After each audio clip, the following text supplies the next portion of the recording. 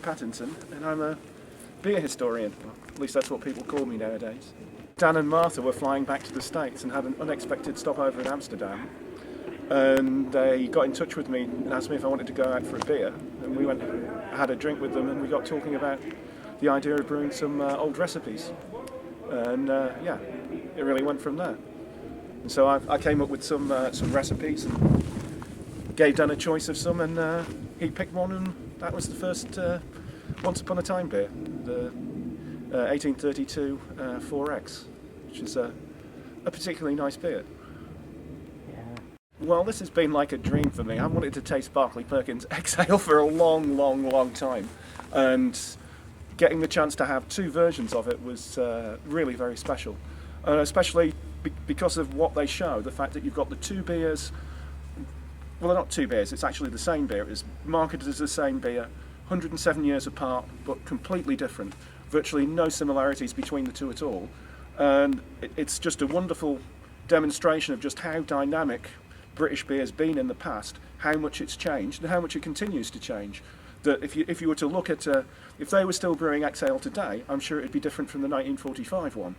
That things move on constantly, and I think often people think of the past as this really fixed, like a photograph, something that never ever changed, and that's not true at all. And in fact, the past's much more interesting in that, and brewing history is much more interesting in that, because of how many things changed, and because of how it's not just one factor that changed them, it's a whole combination of things. So it's really like the whole of society is influencing the beers that people brew, and some of it's fashion, some of it's technology, some of it's legislative, it's to do with the laws, to do with taxes. So it's a very complex thing, and it makes beer very dynamic because there's always likely to be changes in one of those factors. The way that porter had been completely forgotten about, and it tells an interesting story and tells you a lot about British society. The fact that the beer that was mostly shipped out, the porter, which was for just the ordinary soldiers, is being completely forgotten about, whereas the beer that the officers and the higher officials drank, India Pale Ale, there's a big fuss made about it, even though there was less Pale Ale shipped to India than there was porter. And I found that bizarre, that people should have forgotten about it so completely. And it's often the case in Britain that the habits of the upper classes are very well recorded, and no one pays any attention to the lower orders. And I wanted to put that right a bit. And people seem to be very interested in the beers, and it is an interesting the nature of the beer itself, because you can see it has some characteristics in common with IPA, in that it's very heavily hopped, obviously to help preserve it over quite a long voyage, and it was also quite highly attenuated, which are the two key features of IPA in the 19th century. High attenuation to stop it so that there was nothing for any bugs to eat, and high level of hops to act as an antiseptic in the beer.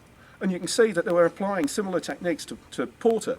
But porter had been exported for longer. I mean, the oldest records I've got of East India Porter are 1805, and I haven't got, well, there wasn't a beer even called India Pale Ale at that time. So, yeah, I just want to try and put that right, you know, try and bring back East India Porter as a style, because I think, particularly in the States, people would probably quite like it because of the high levels of hops.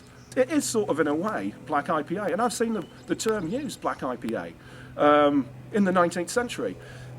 Someone was saying, oh, that the porters and stouts that Bass made weren't real porters and stouts, they were just black pale ales. And yeah, if I've learnt one thing from researching stuff, there's nothing that's new. There's virtually no innovation taken place in the last 100 years in terms of recipes or ideas for recipes, and the only thing that has changed is that there's some techniques have changed, and people have got better, more automated equipment. But in terms of ideas for beers, there's really virtually nothing new.